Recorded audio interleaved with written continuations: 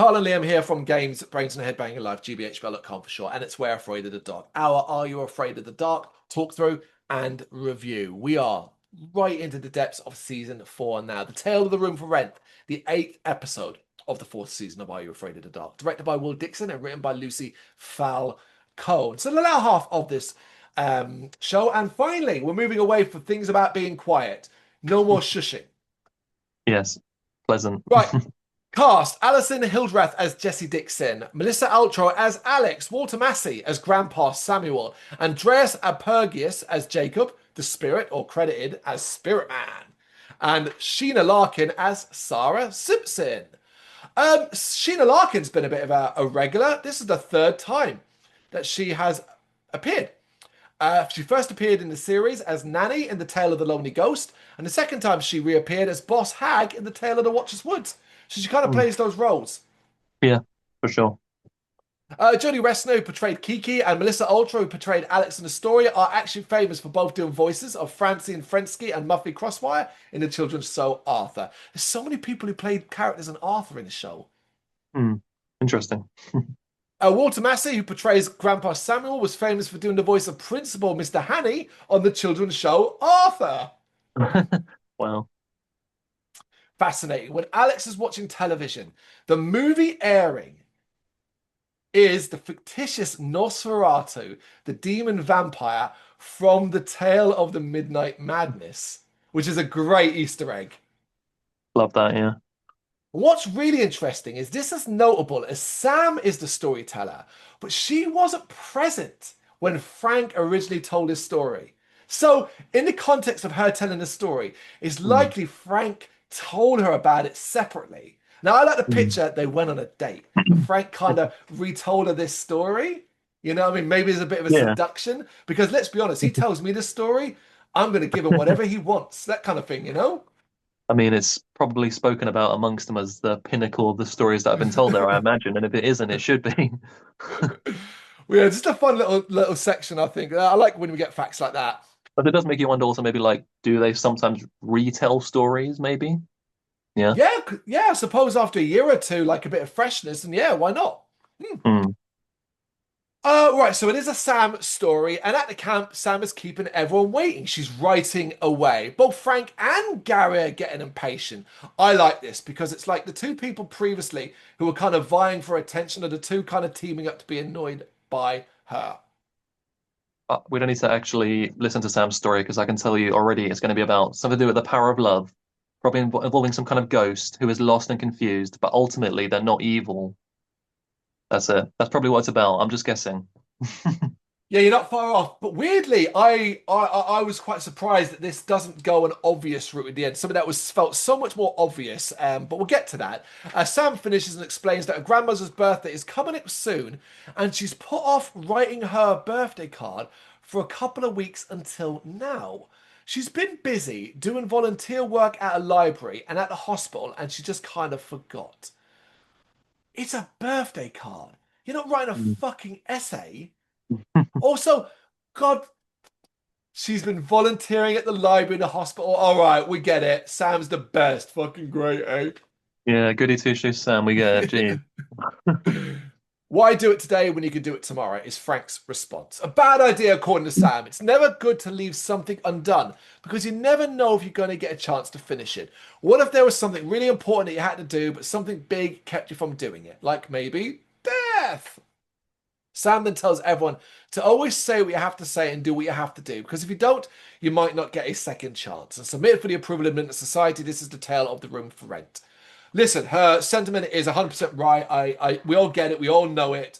And sometimes we can get bogged down in the way life is. So things can get forgotten. People will regret not saying or doing things. It's an inevitable part of being human.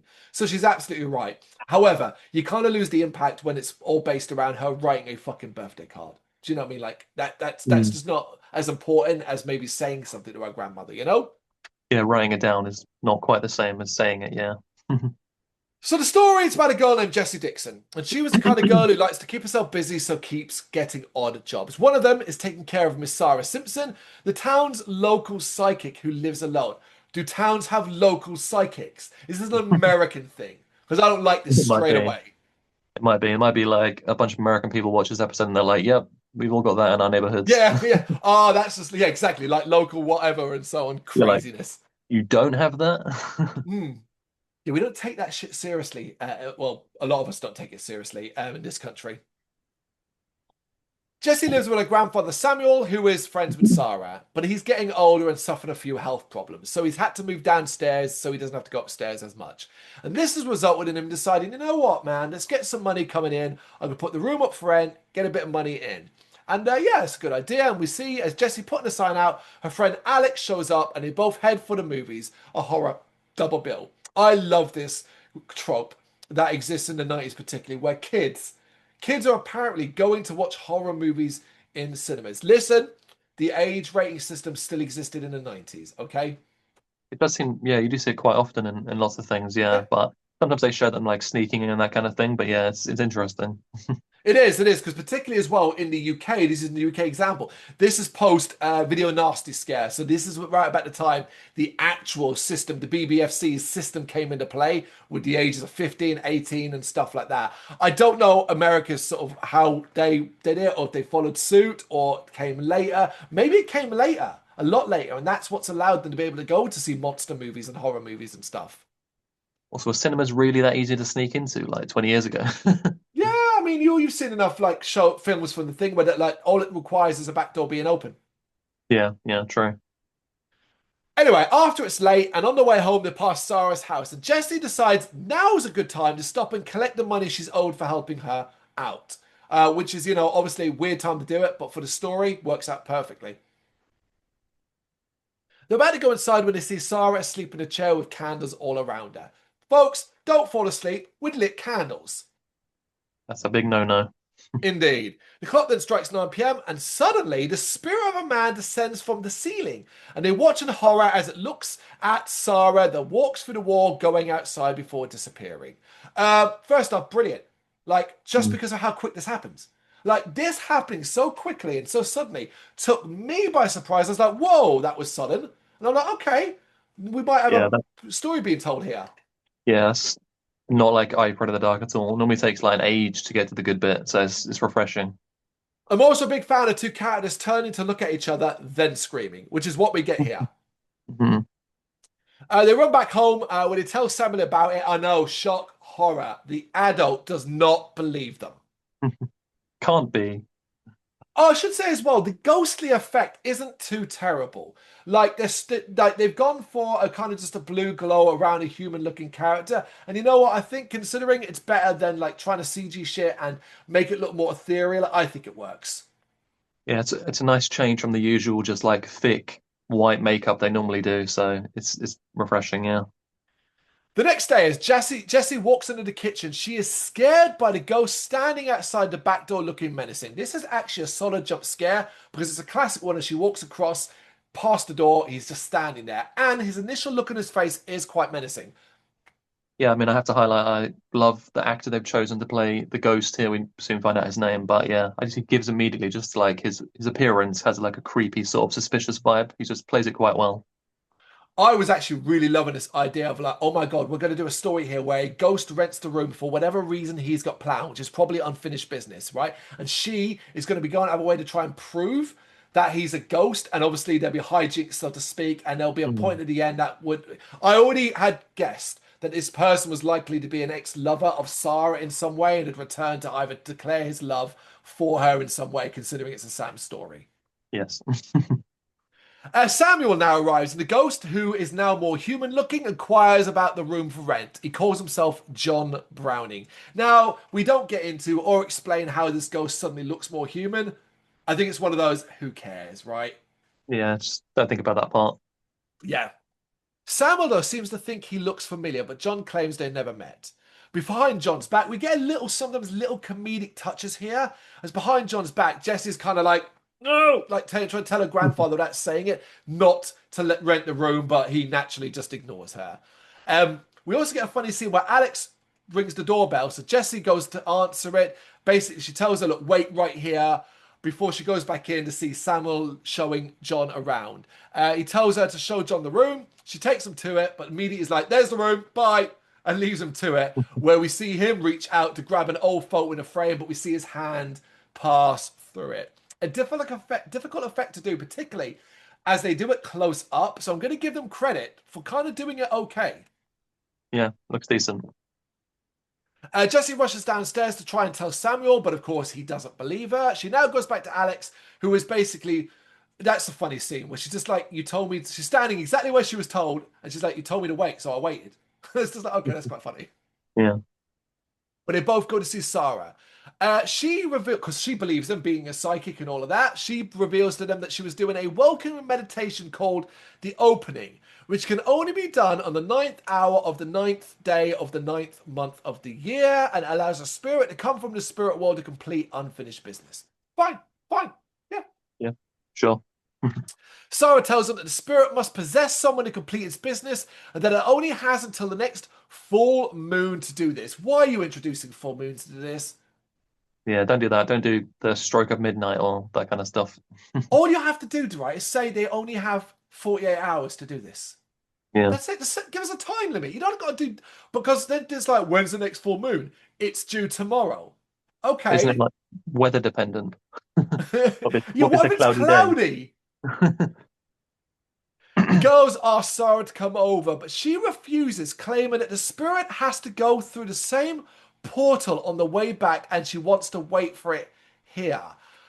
This is, I went, wait, what? That makes no sense. And by the end, I was, oh, this is only because if she went over too early, it would fuck the story up. Basically. Back at the house, Jessie refuses to sleep as she's convinced John will make his move, but Alex is struggling to stay awake. They go downstairs for food, even though it's 3 a.m. But as they head down the stairs, they see a green light behind the curtain to Samuel's bedroom. As they open it, they find John hovering above Samuel. He naturally looks at them, so they run away back to Jessie's room. They push the dresser in front of the door, but hilariously, John just walks through it and basically warns them not to interfere. It's a good scene because this is classic. Good kids in a scary scene, they're like pushed, they forget he's a ghost naturally, and so like they think they're safe. It's a good scene. Yeah, and I just like the whole mystery around what are his intentions, kind of thing. I mean, like you said, we can probably figure out after watching a few of Sam's stories, but it's like still a bit of a mystery, so it's cool. Agreed, agreed. And what I thought was cool was because it didn't make sense to me. I'm like, okay, we know he wants right, so he wants to possess Samuel, but I'm like, why as a ghost would he choose what is someone who is apparently unhealthy and maybe closer to the end of his life than he is the beginning? True. Jesse now realizes that John wants Samuel and that she needs to warn him. So they rush and wake him up, but he thinks it's a prank. He does go with them to John's room, though, which is empty, but they do find some old photos in the closet. The next day, Jesse and Alex are passed out on the front porch chairs, and Samuel sneaks up on them, scaring them in revenge. They're both scared, thinking it is John, as Samuel says, look, I'm going to my club. I'll leave him for the day. Okay, listen. You don't got to believe them about the ghost. However, you did invite a stranger into your house, and Mm, your granddaughter and her friend are clearly scared of this stranger. Maybe mm, that's worth investigating or thinking, ah, maybe this guy's got to go. Because even if I don't believe the ghost thing, they're clearly scared of this guy. I don't love the way mm. he's like, don't worry about it, you know? Yeah, he's like prioritizing the money over their safety. Indeed. But the girls don't know what to do, so they head back to Sarah's house. And they fill her in with the latest stuff and then see an old photo of Sarah, Samuel, and John together. And you might be thinking, well, isn't this just basically the extra stuff of what we didn't get in the previous scene? Exactly that. It's because Mm, they had to fill a gap. So they did a scary scene or a scene that would scare some youngsters involving the nighttime bit. yeah. So who was John? Turns out it was actually Jacob, her fiance. She tells him that he and Samuel were in the war together and that she fell in love with someone else, but didn't get to tell him because he died. She now realizes she has to get involved, so goes with the girls to talk to Samuel. So this is a complex twist to things, folks. So it involves the war. It involves that Samuel was in the war with Jacob and they were friends, which might be why he thought he recognized them earlier on. Um, and that Jacob died before she could tell him, basically break his heart. Yeah. It's a little bit like, wait, this is all a bit too complicated, right? A little bit. Yeah. Yeah, so even with Sarah, they meet Samuel back at home. He still doesn't believe them, resulting in them having a row and her leaving. So basically, there's a suggestion that there's untold, there's tension between them based upon a history. Now, the episode does a terrible job of explaining that history, randomly throwing in at the end that they may have had a relationship once upon a time. But because they want to keep a twist in place or a slight misdirect, they do a Mm. terrible job of explaining why they would get into a bit of a Barney here. I didn't Yeah, like that. I hate it when they have an opportunity. They could have easily pointed out that they had a relationship here and it would not have changed anything. yeah. Later that night, Alex is watching a movie with Samuel. This is where you will see the Are You Afraid of the Dark episode, The Tale of the Midnight Madness. And Jessie is looking through the old photos. She sees a photo of Sarah and Samuel and now realizes that he was the man that Sarah was in love with. No shit, right? I think everybody got there. You dirty dog, Samuel. Yeah, yeah. I mean, this is a weird thing, right? Because they were Mm. dealing with a little bit of a complication here. Like, Yeah, this is a love triangle. that is. Yeah, it's quite a complicated subject matter for younger viewers.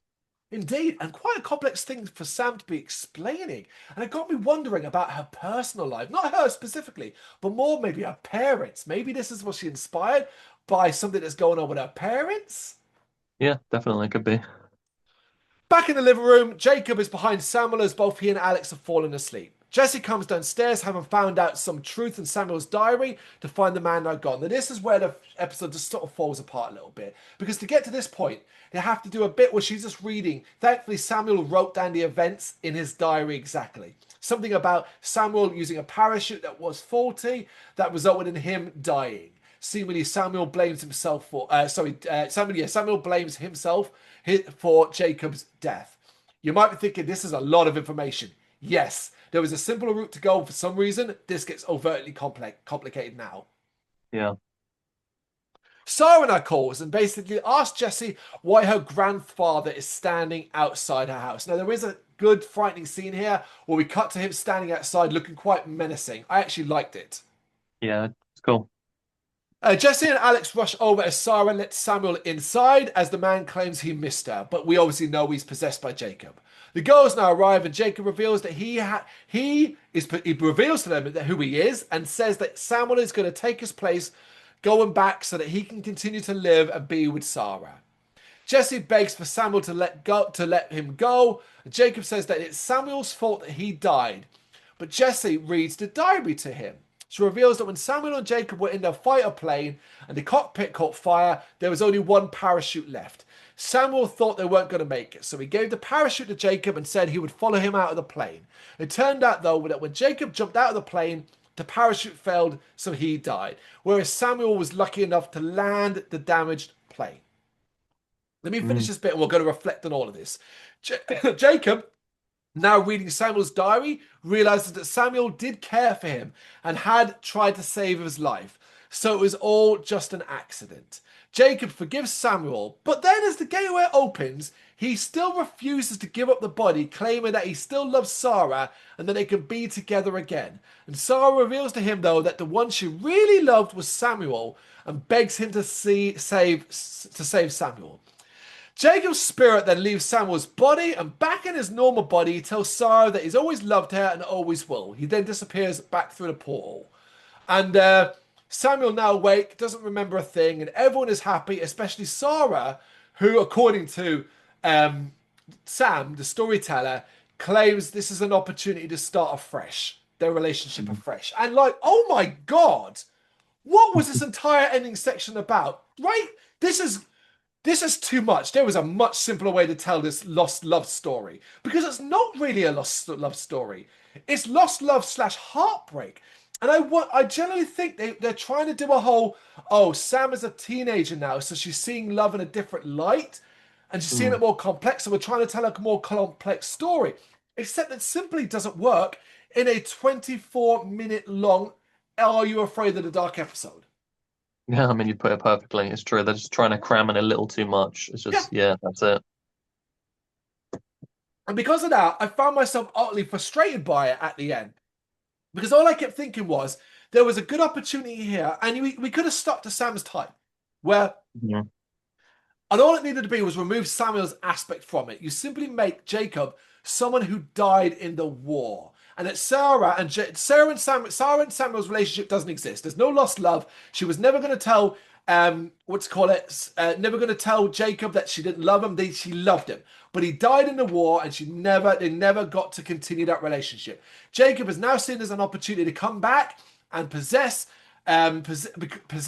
Samuel, but also maybe Sarah planned it this way as well. They both saw this as an opportunity to reunite, and Yeah. maybe then after that they both leave together to go to the spirit world. And that's it. And they basically reunited, love reunited. That's a very Sam story. Yeah, yeah, you're right. That would have played out better for sure.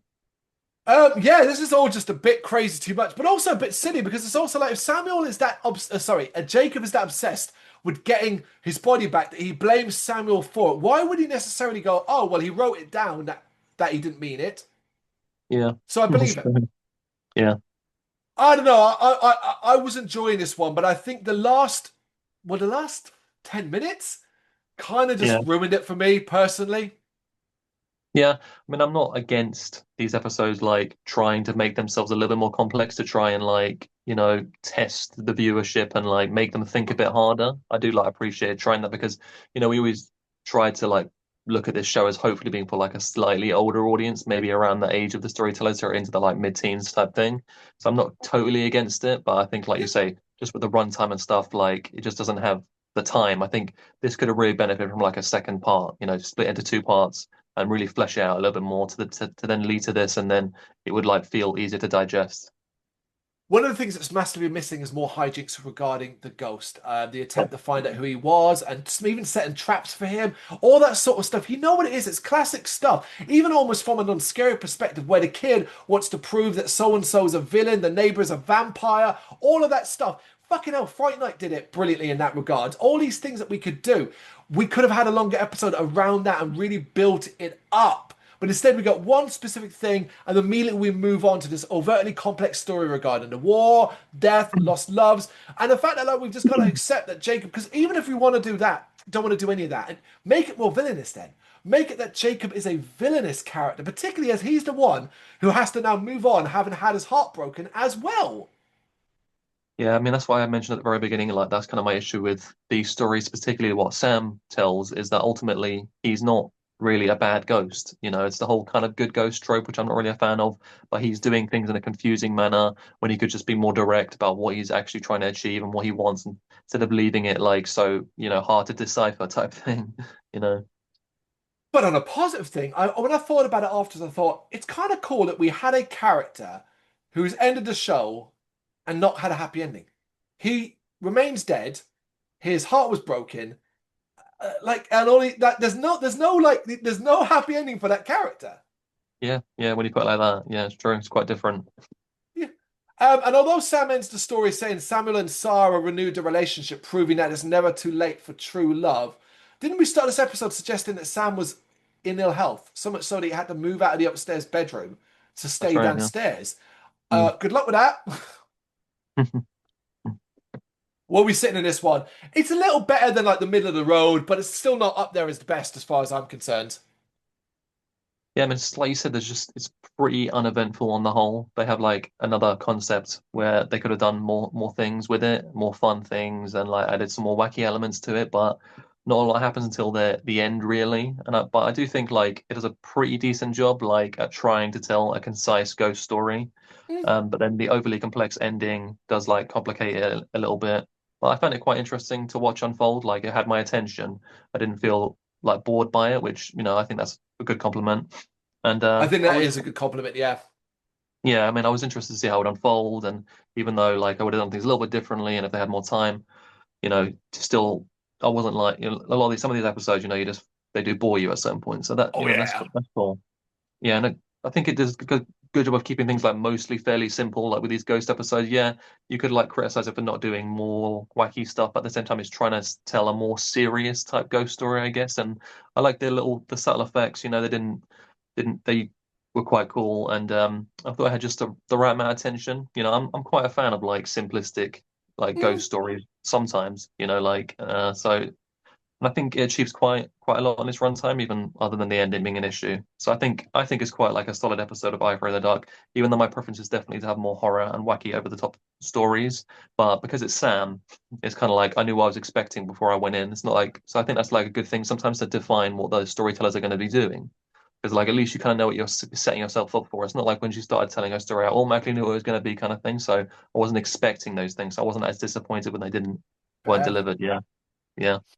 That's fair. When you do look at, you start looking at it from the perspective, from the storyteller's perspective. You're right. It's easy to be a bit more lenient on this. I do agree with what you're saying. Some of the stronger episodes have been simpler ghost stories, in fact, and this does at least try to do that to some extent. It just kind of trips over its own feet in the end regarding regarding the love story. Weirdly enough, it's the love aspect that overtly Yeah. complicates things.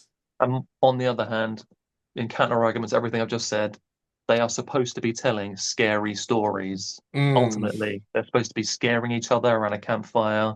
And I think Sam fails really badly at doing that. Oh yes, Sam might be the most guilty of telling non-scary. Well, is it sexist that they make the what looks to be she's not necessarily the oldest, but she looks like she might be the oldest of the girls, but she's only a teenage girl. A teenage girl tells love stories. But then Kirsten was doing the same thing as well. This shows Mm. sexism makes all the girls, a couple of the girls, just tell love stories. Yeah, I mean, like you said, you kind of just filled the Kirsten void there with similar type stories, but it's definitely become a bit of a trope stereotype for her to tell these tragic love stories. Yeah. We're going to keep an eye out for the next one that comes from Sam to see what if it continues that. But this was the Tale of the Room for Rent, season 4, episode at number 8. You got any thoughts that you want to share? You know what to do? Let us know in the comments. Thank you very much for watching. If you've enjoyed what you've seen, please consider hitting that like and subscribe button. It does help us out. You can find us at gbhbl.com and across all social media platforms. And if you really want to give us a bit of extra support, please consider buying us a cup of coffee over on our coffee page. Thank you.